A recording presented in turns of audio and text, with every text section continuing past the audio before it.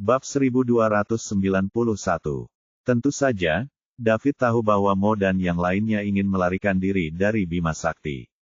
Saat melihat kelompok yang melarikan diri, David berkata, "Klan ular berkepala 9, karena kalian berani mengirim orang untuk menimbulkan kekacauan di Bima Sakti, aku akan membunuh keempat alam abadi yang kalian kirim." Setelah David berkata demikian, tubuh emas David menoleh sedikit menghadap ke arah Mo dan yang lainnya melarikan diri. Lalu tangan kanannya meraih kekosongan itu. Sementara dia melakukan itu, sebuah celah angkasa muncul di depan tangan kanannya. Begitu saja, David meraih celah di angkasa. Di sisi lain, retakan besar juga muncul di depan Mo dan yang lainnya. Tangan David terulur dari sini. Saat Mo dan keempat orang lainnya melihat tangan emas raksasa yang tiba-tiba muncul dari celah angkasa di hadapan mereka, mereka merasa sangat ngeri. Apa ini? Apakah ini? Sebelum Mo bisa mengatakan apapun, suara gemetar lain berkata, "Tubuh emas abadi." Severus membelalakan matanya dan melanjutkan dengan bingung.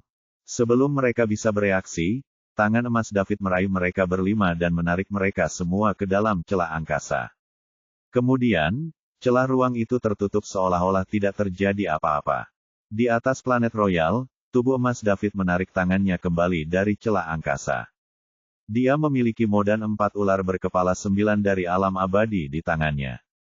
Mereka tidak bisa bergerak dan wajah mereka semua tampak ketakutan. Mereka berusaha sekuat tenaga untuk melawan dan melepaskan diri dari tangan emas raksasa David. Meski begitu, sekuat apapun mereka berjuang, tetap saja sia-sia. Bagaimana mereka bisa lolos dari tubuh emas di alam abadi? David bisa menggunakan tubuh emasnya untuk mencincang mereka menjadi daging cincang jika dia ingin membunuh mereka. Mereka pasti sudah mati saat itu. Semua pembangkit tenaga listrik di Planet Royal membelalakan mata mereka dan menganga lebar ketika melihat pemandangan ini. Pada saat yang sama, mereka merasa amat terkejut di dalam. David sangat kuat setelah menerobos ke alam abadi. Dia setara dengan 5 alam abadi parsial dan kedua belah pihak menderita. Sekarang, mereka terpisah miliaran mil, dan mereka bahkan tidak mempunyai kesempatan untuk melarikan diri sebelum David menangkap mereka semua. Apakah ini kekuatan alam abadi? Betapa kuatnya! Nimbus dan Wilfred, keduanya yang berada di alam abadi sebagian, memiliki senyum pahit di wajah mereka saat mereka melihat David, yang saat ini seperti Tuhan. Alam abadi. Betapa banyak orang bermimpi untuk sampai ke alam ini. Hari ini, mereka menyaksikan kelahiran alam abadi dengan mata kepala mereka sendiri. Severus dan yang lainnya tidak dapat lepas dari cengkeraman David, sehingga mereka hanya dapat berteriak minta tolong. Mereka belum ingin mati. "Kepala, tolong selamatkan aku. Tetua, selamatkan aku." Saat ini, mereka hanya bisa menemukan orang lain yang berada di alam abadi untuk menyelamatkan mereka dari David, yang juga berada di alam abadi. Secara kebetulan, kepala dan tetua klan ular berkepala 9 berada di alam abadi. "Tidak seorang pun dapat menyelamatkanmu hari ini," kata David, saat dia hendak menghancurkan beberapa orang di depan semua orang di Bima Sakti. Bab 1292. Tiba-tiba, dia mendengar sebuah suara. "David, aku adalah tetua senior dari klan ular berkepala 9, Serpentin. Tolong biarkan orang-orang itu pergi demi aku. Mereka bodoh dan menyinggung Bima Sakti. Klan ular berkepala 9 bersedia memberimu kompensasi."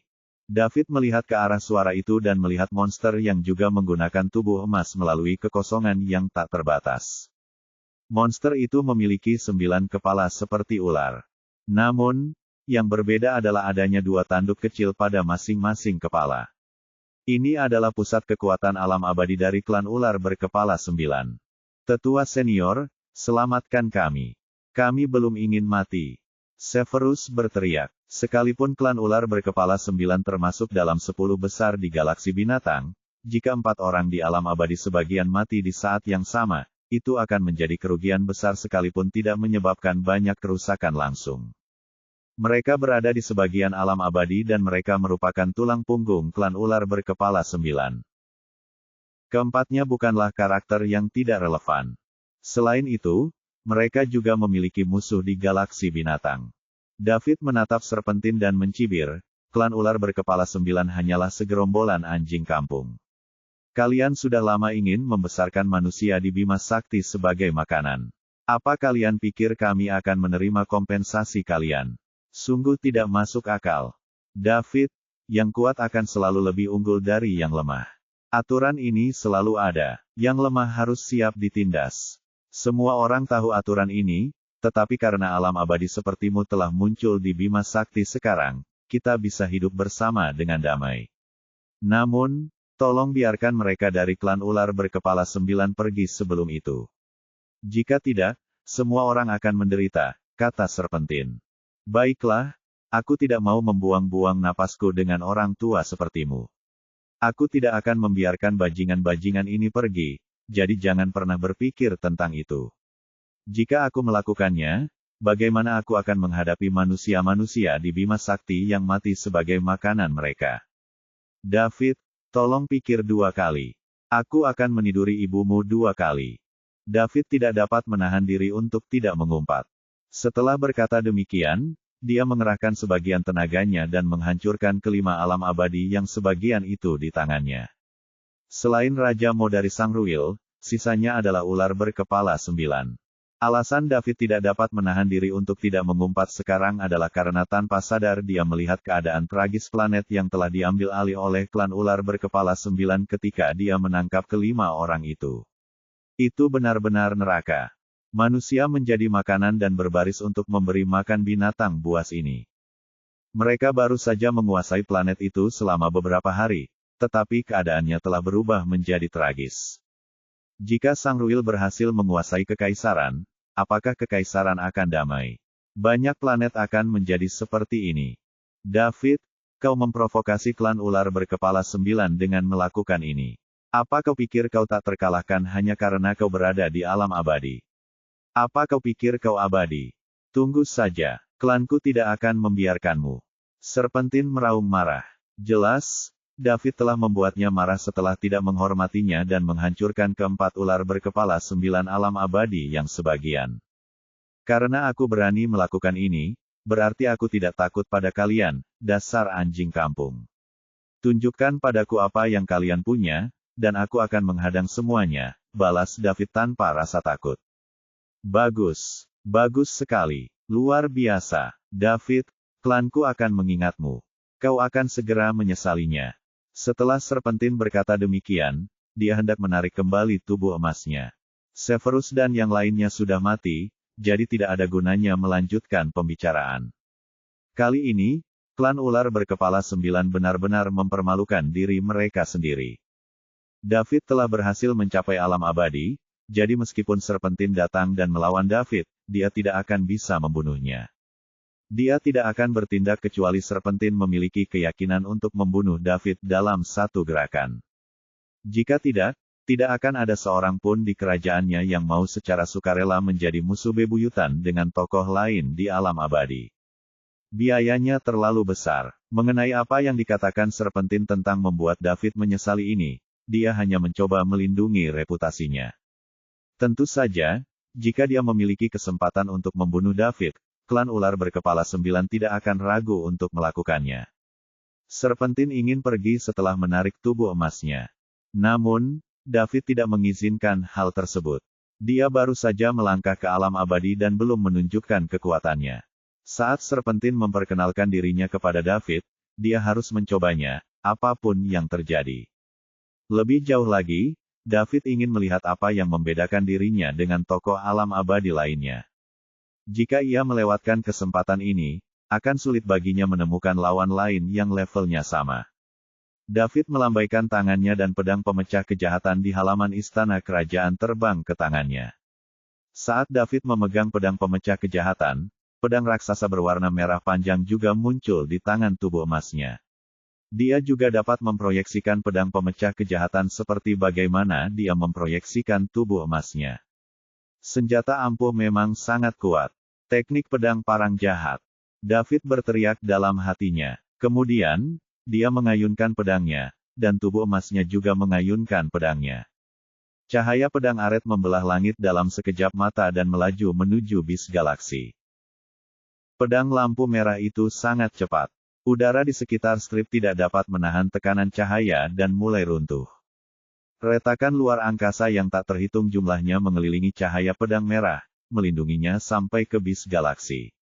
Kekosongan yang diciptakan oleh zona void antara kedua galaksi tidak dapat menghentikan lampu merah.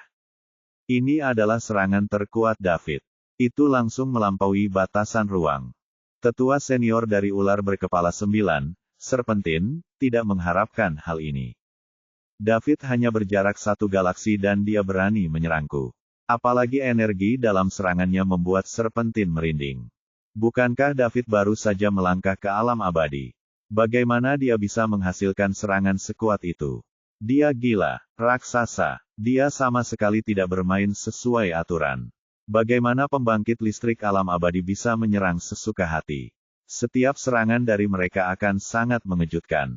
Konvensi alam semesta menyatakan bahwa alam abadi tidak dapat menyerang sesuka hati jika menyebabkan kehancuran besar. David terlalu berani. Beraninya dia menentang konvensi universal. Bagaimana orang gila seperti itu bisa muncul di Bima Sakti? Serpentin tidak punya waktu untuk berpikir dan dia dengan cepat menggunakan skill ultimate-nya untuk mendorongnya menjauh. Ular berkepala 9 dengan tubuh emas menghembuskan bola energi. Setelah itu dirakit dan dibakar. Pada saat yang sama, cahaya pedang merah hendak melewati zona void melalui celah ruang yang tak terhitung banyaknya. Secara kebetulan, Serpentin berada di tepi bis galaksi. Serangannya juga memasuki zona void dan bertabrakan dengan cahaya pedang merah milik David. Ledakan. Suara tabrakan bergema di kehampaan. Untungnya Serpentin bereaksi tepat waktu. Jika dia sedikit terlambat, tabrakan akan terjadi di bis galaksi tempat klan ular berkepala 9 berada.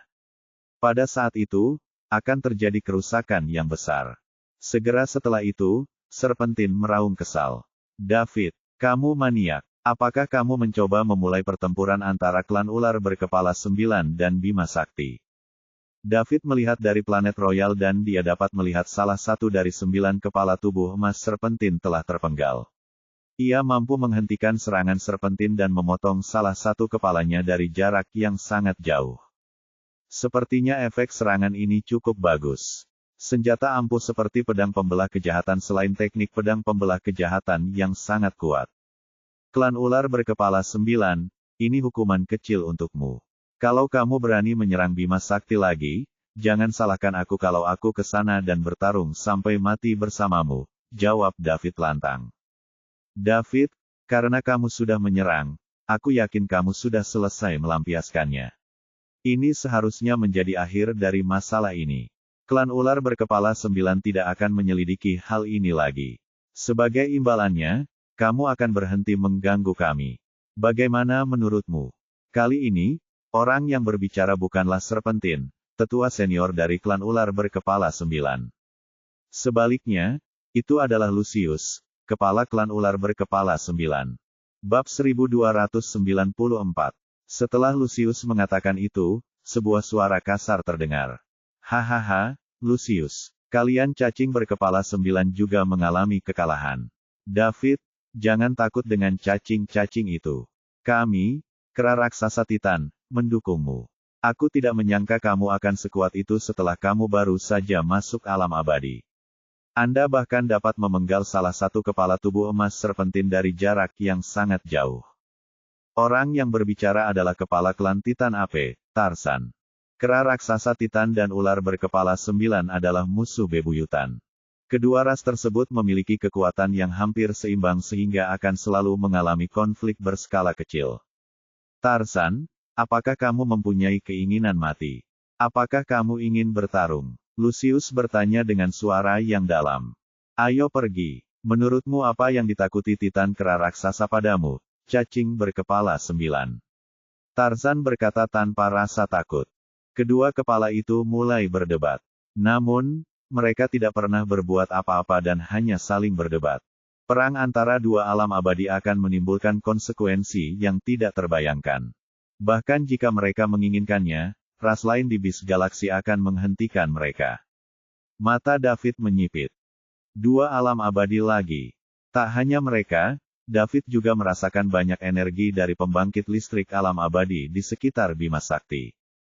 Pembangkit listrik seharusnya menyaksikan drama yang terjadi. Bima Sakti memang merupakan tingkat peradaban paling rendah dibandingkan galaksi-galaksi di sekitarnya. Itu juga sangat kalah dengan bis galaksi di mana klan ular berkepala 9 berada. Ada banyak ras di bis galaksi, dan diperkirakan salah satu dari 20 ras teratas dapat dengan mudah menghancurkan Bima Sakti. David ingin Bima Sakti naik ke tingkat di mana tidak ada yang berani memprovokasi mereka. Dia baru saja memasuki alam abadi, jadi dia masih membutuhkan waktu. Setelah itu, ada peringkat abadi dan peringkat berdaulat. Perjalanan David masih panjang. Dia telah menunjukkan kekuatannya, jadi David tidak akan membuang waktu untuk klan ular berkepala 9 dan klan kera raksasa Titan. Oleh karena itu, dia mengambil kembali tubuh emasnya. Setelah dia mengambil tubuh emasnya, energi alam abadi segera menghilang. David melayang di udara planet Royal sendirian dengan pedangnya. Pada saat yang sama, banyak manusia di planet Royal memandang David secara emosional. Nimbus Barlowe dari keluarga Barlowe di Kerajaan Bima Sakti menyambut Anda, Tuan David. Selamat memasuki alam abadi dan menjadi penguasa Bima Sakti. Nimbus berlutut dan menangis dengan penuh hormat. Wilfred Barlowe dari keluarga Barlowe dari Kerajaan Bima Sakti menyambut Anda, Tuan David. Selamat telah memasuki alam abadi dan menjadi penguasa Bima Sakti. Wilfred juga berteriak. Sebelum David, Nimbus dan Wilfred memiliki posisi dan kekuasaan tertinggi di Bima Sakti. Namun, David memasuki alam abadi dan menjadi penguasa Bima Sakti. Dia telah melampaui keduanya dalam segala aspek. Aturan kelangsungan hidup di alam semesta menyatakan bahwa yang kuat akan dihormati. Salam, Tuan David. Selamat telah memasuki alam abadi dan menjadi penguasa Bima Sakti. Banyak orang berlutut di tanah dan menangis. Mia dan Astrid juga ada di antara mereka. Namun, perasaan mereka berbeda. Mia sangat senang dan antusias. David telah menjadi penguasa Bima Sakti, jadi meskipun dia adalah pelayan David, dia akan tetap memiliki kedudukan yang tinggi. Di sisi lain, Astrid tak merasakan hal serupa. Hatinya dipenuhi dengan kepahitan. David begitu kuat bahkan ayahnya pun harus berlutut di hadapannya. Bagaimana dia bisa berinteraksi dengan David di masa depan? Saat ini, Astrid sedikit cemburu pada Mia di sebelahnya. Setidaknya Mia bisa tinggal bersama David selamanya. Bagaimana dengan dia? Bab 1295. David memandang semua orang di planet Royal yang berlutut di tanah sambil memujanya dengan penuh emosi. Ia tahu seiring bertambahnya kekuatan dirinya, beban yang dipikulnya juga akan bertambah berat. Saya pikir ini yang mereka maksud ketika mereka mengatakan semakin besar kekuatannya, semakin besar pula tanggung jawabnya. Saat itu, dia hanya ingin melindungi keluarga dan teman-temannya agar mereka bisa menjalani kehidupan yang lebih baik. Namun, secara bertahap, saat ia menjadi lebih kuat, ia mulai melindungi Summerland. Kemudian, ketika malapetaka tiba dan Pavan menginvasi bumi, ia mulai melindungi bumi. Sekarang, dia melindungi seluruh Bima Sakti saat mereka berhadapan dengan klan ular berkepala 9 yang bermaksud membesarkan manusia di Bima Sakti sebagai makanan. Dia sampai di sini selangkah demi selangkah seiring meningkatnya kekuatannya. David tidak ambisius. Ia tidak ingin menjadi yang terkuat di Bima Sakti atau menjadi penguasa Bima Sakti. Akan tetapi, dia begitu kuat dan tidak memiliki kebebasan untuk bertindak secara mandiri. Dia tidak punya pilihan. Karena dia memiliki kekuatan, dia tidak bisa melihat semua orang di Bima Sakti menjadi makanan bagi ras asing seperti ular berkepala 9. Baru saja dia melihat planet yang diambil alih oleh para pendosa Sangruil dengan menggunakan tubuh emasnya. David masih ingat keadaan tragis itu. Kemanapun orang-orang itu pergi, mayat-mayat berserakan di tanah, membuatnya tampak seperti neraka. Tidak apa-apa kalau dia tidak punya kekuasaan, tetapi karena dia punya, David tidak bisa tinggal diam saja.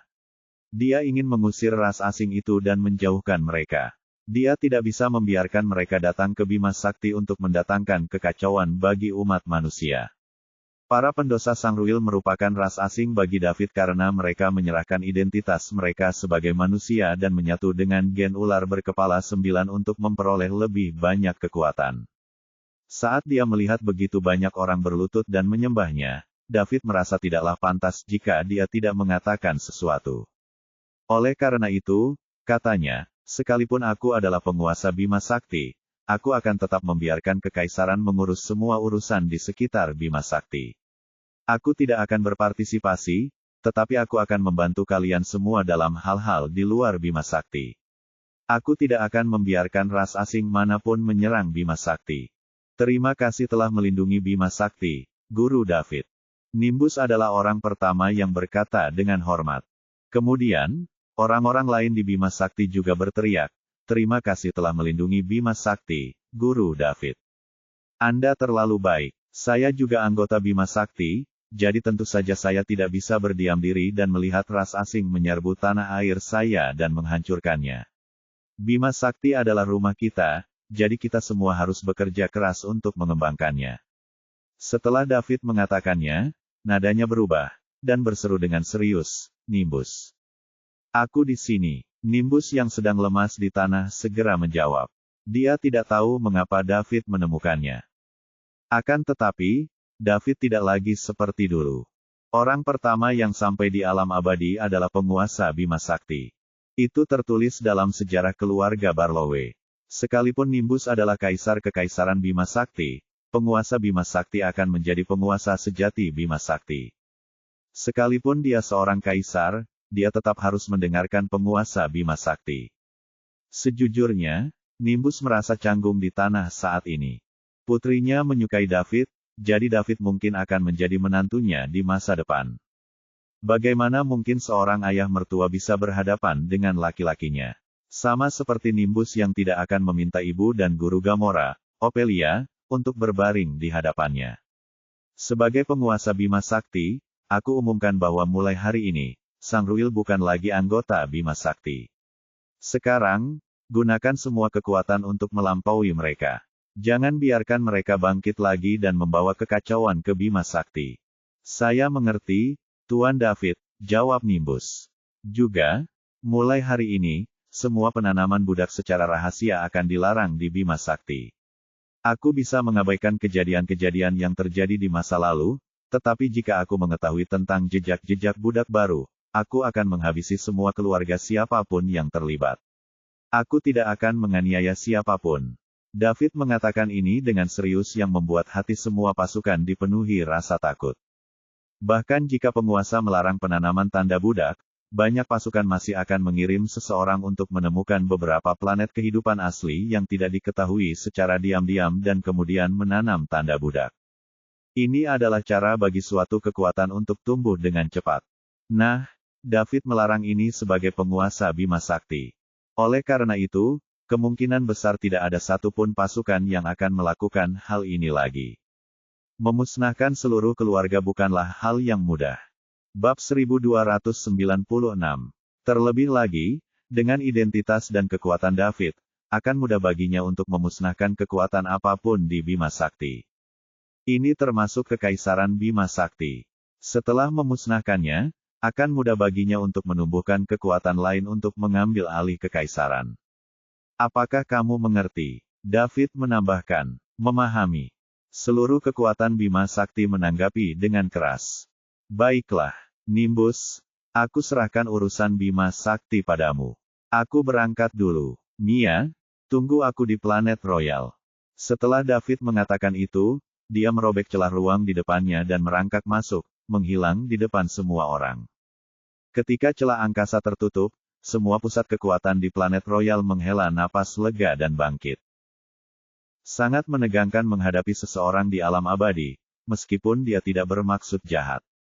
Beberapa kekuatan yang berhasil dihasut oleh Sangruil bersimbah keringat dingin. Saat David masuk ke alam abadi dan menjadi penguasa Bima Sakti, ia dapat dengan mudah menghancurkan Raja Mo dari Sangruil dan keempat ular berkepala 9 alam abadi yang sebagian. Mereka telah membuat kesalahan besar kali ini. Namun mereka beruntung tidak tertangkap.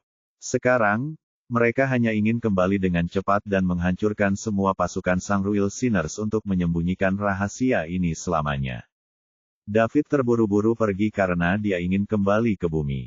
Sekalipun tanda budak tidak dapat ditanam di bumi setelah dia mencapai alam abadi, tetap saja ada seseorang yang menginvasi bumi. David tidak akan merasa tenang jika dia tidak kembali melihatnya.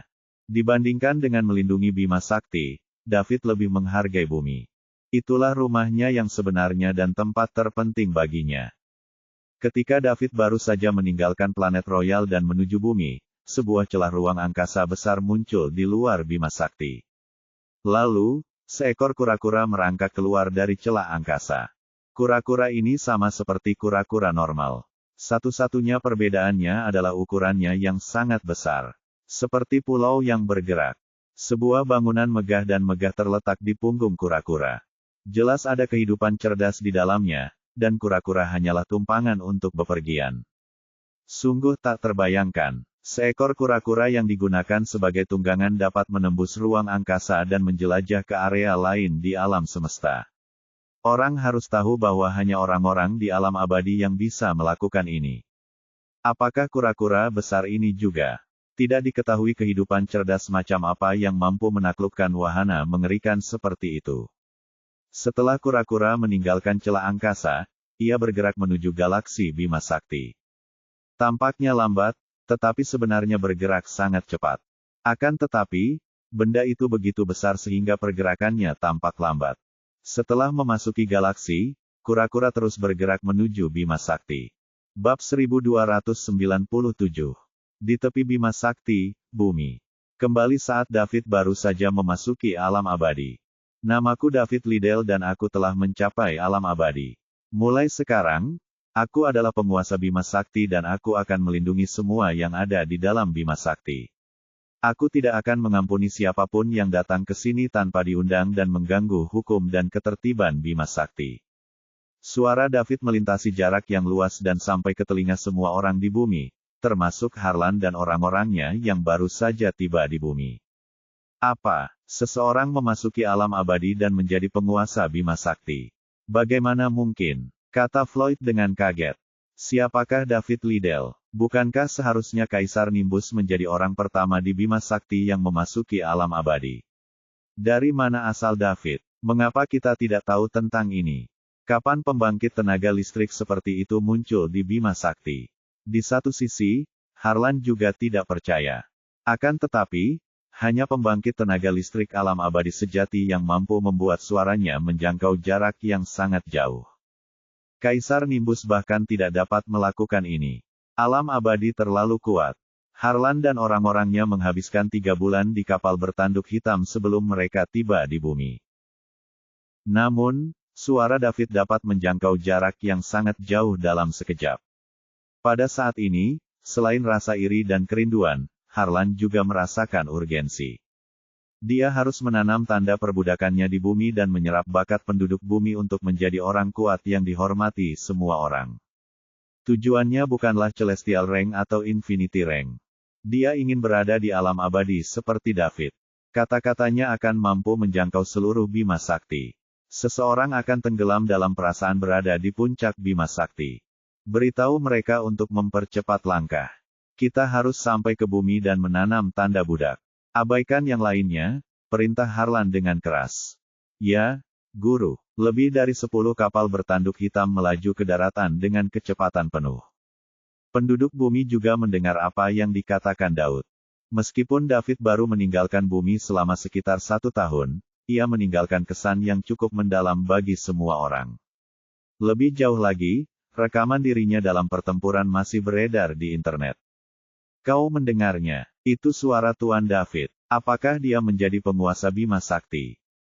Benar, itu suara Tuan David. Dia sangat menakjubkan. Dia pergi begitu singkat dan menjadi penguasa Bima Sakti. Tuan David adalah idola saya. Dia akan selalu menjadi idola saya. Saya harus terus berlatih keras agar saya dapat meninggalkan bumi di masa depan dan menjelajah luar angkasa. Saya ingin para alien itu melihat betapa kuatnya penduduk bumi. 2. Kamu, bahkan jika kamu berlatih sepanjang hidupmu, kamu tidak akan bisa mengejar 1 hari pun dari pelatihan Tuan David. Aku tidak mengatakan ingin mengejarnya. Lagi pula, Tuan David adalah idolaku. Aku hanya ingin mengikuti jejaknya dan meninggalkan bumi. Tidak apa-apa jika aku bisa keluar untuk membuat penduduk bumi bangga. Suara David bagaikan pemacu adrenalin bagi banyak penduduk bumi. Meski mereka tidak tahu apa maksud Eternal, suara Master of the Milky Way sudah kedengaran sangat kuat di telinga mereka. Seluruh galaksi Bima Sakti akan menganggap Daud sebagai guru mereka. Sungguh menakjubkan. Sekelompok wanita cantik berkumpul di halaman tempat David dulu tinggal. Setelah Celia mengirim pesan kepada David, semua orang menunggu balasan David. Pada akhirnya, sebelum David sempat membalas setelah melihat pesan itu, dia gagal mengendalikan diri dan meledak dengan energi alam abadinya. Setelah itu, dia tidak sempat menjawab lagi. Celia dan yang lainnya tidak mendapat balasan tetapi mereka mendengar pernyataan yang sangat mengesankan dari David. Apa kau mendengarnya? Atau aku yang mendengar? Tanya Celia sambil melihat ke arah yang lain. Bergumam-bergumam, Selena dan yang lainnya mengangguk untuk mengonfirmasi bahwa mereka juga mendengarnya. Kedengarannya seperti David, kan? Bergumam-bergumam. Bab 1298. Selena, kamu yang terkuat di antara kami. Apa itu Eternal Realm dan Master of the Milky Way? Tanya Celia. Pearl dan yang lainnya memandang Selena. Meskipun aku sangat kuat di bumi, aku bukan apa-apa di luar angkasa. Jadi, aku tidak benar-benar tahu apa itu alam abadi. Sedangkan untuk penguasa Bima Sakti, kau dapat mengartikannya secara harfiah. Ini seharusnya menjadi gelar yang dimiliki oleh penguasa Bima Sakti, kata Selena, merasa tidak yakin. Penguasa Bima Sakti, Celia, Pearl, Sandy, Julia, dan Amelia membelalakan mata mereka dan menatap Selena dengan tak percaya. Seberapa besar Bima Sakti? Bagi mereka, itu tidak terbatas. Sudah berapa lama sejak David meninggalkan bumi? Dan sekarang dia adalah penguasa Bima Sakti. Betapa luar biasa. Selena, apa kau berkata jujur? Apakah Dev benar-benar penguasa Bima Sakti? Dia baru saja meninggalkan bumi. Para alien itu sangat lemah. Aku juga tidak yakin. Namun, dari apa yang dikatakan David, kurasa memang seharusnya begitu. Tidakkah kau mendengar dia berkata bahwa dia akan melindungi semua yang ada di Bima Sakti mulai sekarang? Sisanya mengingat apa yang dikatakan David. Dia tampaknya memang mengatakan itu. Wow, Dev sangat hebat. Dia yang terkuat di bumi dan dia menjadi yang terkuat di Bima Sakti kurang dari setahun setelah meninggalkan bumi. Aku sangat mengaguminya, Sandy melompat-lompat kegirangan sambil menjerit. Wanita lainnya juga menunjukkan senyum bahagia di wajah mereka. Tentu saja mereka ingin David menjadi sekuat mungkin. Semakin kuat David, semakin bangga mereka akan mengikuti David. Saat ini hati Selena dipenuhi dengan pertanyaan-pertanyaan. Dia juga merupakan peserta dalam pertempuran terakhir David di bumi. Saat itu, David sebanding dengan lawan-lawan mereka. Sekalipun dia menang pada akhirnya, dia tetap saja terluka. Keluarga Tufin tempat orang itu berasal hanyalah satu dari 8 keluarga terkemuka di Bima Sakti, dan merupakan keluarga terakhir yang akan segera tersingkir dari daftar. Ada kekuatan yang lebih kuat dari keluarga Tufin. David baru meninggalkan bumi kurang dari setahun, jadi bagaimana dia menginjak-injak semua kekuatan Bima Sakti untuk menjadi penguasa Bima Sakti? Dia hanya bisa menunggu David kembali untuk menjawab pertanyaan-pertanyaan ini. Meskipun David menghubungkan internet di bumi dengan Bima Sakti, untuk mencegah penduduk bumi mengetahui terlalu banyak tentang situasi Bima Sakti dan membentuk ambisi yang muluk-muluk, ia memutuskan untuk mengendalikan tingkat akses. Penduduk bumi hanya dapat memperoleh beberapa informasi permukaan tentang Bima Sakti melalui internet. Jika tidak, penduduk bumi akan memahami sepertiga cara kerja Bima Sakti melalui internet. Semua orang tidak akan meragukan apa yang dikatakan David. Mason mengenal David, dan dia mengenali suara David. Awalnya, ia sedikit khawatir. Ia takut alien akan membahayakan bumi dan mereka tidak akan mampu bertahan sampai David kembali. Nah, kalau dilihat dari nada bicara anak itu, sepertinya dia sedang melindungi seluruh Bima Sakti. Jadi, Seharusnya tidak ada seorang pun yang berani menyentuh tanah kelahirannya. Meskipun Mason tidak tahu bagaimana David mencapai hal ini dalam waktu sesingkat itu, dia merasa puas hanya dengan mengetahui bahwa David kuat. Itu karena David lahir di bumi dan teman-temannya serta keluarganya semua ada di sini. Ditambah lagi, pacarnya dan orang-orang yang mencintainya ada di sini. Adapun yang lainnya, Mason tidak memiliki hak untuk ikut campur. Setiap orang punya rahasia masing-masing. Bab 1299. Seekor kura-kura besar yang misterius muncul di Bima Sakti dan bergerak menuju jantung Bima Sakti tempat planet Royal berada. Pada saat ini, di dalam bangunan megah dan indah di punggung kura-kura, seorang pria dan seorang wanita tengah bertanding. Pria itu berusia sekitar 27 atau 28 tahun. Dia tampak sangat tampan. Dia mengenakan pakaian serba putih dan memegang kipas lipat di tangannya. Siapapun yang melihatnya tidak akan ragu untuk memuji bahwa dia adalah pria yang tak tertandingi dengan temperamen yang tak tertandingi. Dia adalah anak yang akan membuat wanita dari segala usia jatuh cinta padanya, dan dia dapat memikat jutaan wanita dan wanita muda. Wanita itu tampak sekitar 10 tahun lebih tua dari pria itu. Ia mengenakan pakaian wanita parubaya. Meskipun dia adalah seorang wanita setengah baya yang cantik, kulitnya yang terlihat bahkan lebih putih, lebih kenyal, dan lebih merah muda dibandingkan kulit gadis remaja. Dia juga wanita cantik yang dapat memikat pria dari segala usia. Pria muda berusia 20-an dan pria berusia 40-an atau 50-an akan tergila-gila setiap kali melihatnya. Meskipun keduanya sedang bertanding, mereka tidak sedang bermain catur. Itu adalah peta 3D alam semesta. Nama pria tampan itu adalah Amadistar sementara nama wanita cantik itu adalah Celeste Red. Keduanya adalah penegak alam semesta legendaris yang dirahasiakan baik gerakan maupun identitasnya. Menurut pendapat semua orang, para penegak alam semesta adalah orang-orang yang saleh dan tidak pernah tersenyum. Jika ada yang melanggar konvensi alam semesta, maka penegak alam semesta tidak akan segan-segan menghukumnya. Namun, keduanya sama sekali tidak seperti yang dipikirkan publik tentang Universe Enforcers. Keduanya tampak seperti sedang menjelajahi alam semesta, bukan mengawasinya. Namun, jika ada yang tertipu oleh penampilan mereka berdua, mereka akan berakhir dalam keadaan yang tragis. Bahkan kendaraan mereka dapat menembus kehampaan seperti alam abadi dan berpindah ke ruang lain. Apakah ini sesuatu yang dapat dilakukan oleh orang normal? Nona Celeste, apakah Anda yakin itu ada di sini? Ini seharusnya galaksi dengan peradaban rendah, kan? Amadi menunjuk titik kecil di tepi peta dan bertanya. Tempat yang ditunjuknya adalah tempat di mana kura-kura raksasa di bawah kakinya berada saat ini, Bima Sakti. Bima Sakti hanyalah sebuah titik kecil yang biasa-biasa saja di peta besar. Sementara itu, peta besar ini hanyalah sebagian kecil dari alam semesta. Pada saat yang sama, peta ini juga berada dalam wilayah patroli Celeste dan Amadi, penegak alam semesta.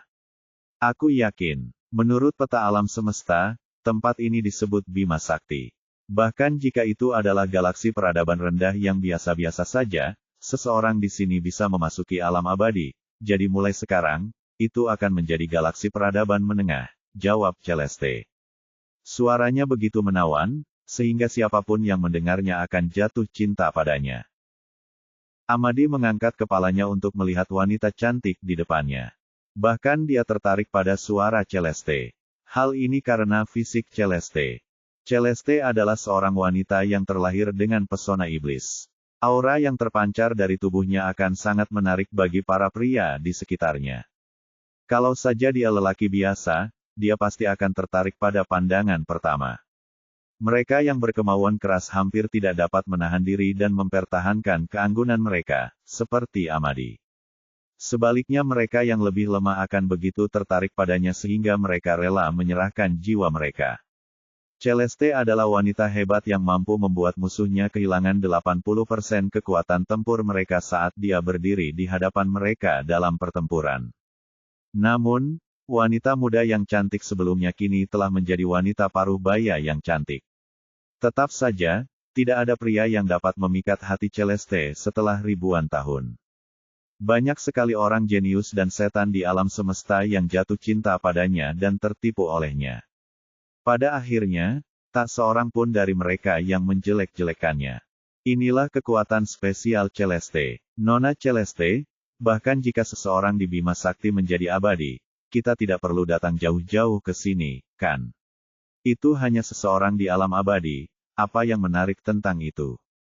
Amadi, ini pertama kalinya kau tampil sebagai penegak alam semesta. Ibumu dan aku adalah sahabat baik, jadi karena ia mempercayakanmu kepadaku, aku punya tugas untuk membawamu keliling alam semesta untuk melihat pusat kekuatan semua galaksi. Apa gunanya itu? Seberapa kuat orang-orang dari peradaban tingkat menengah ini? Kurasa lebih baik kau membawaku untuk mengamati perang antar galaksi. Bukankah itu tugas kita? Tanya Amadi, merasa tidak setuju. Bab 1300. Bagi Amadi, peradaban tingkat menengah tidak layak mendapat perhatiannya.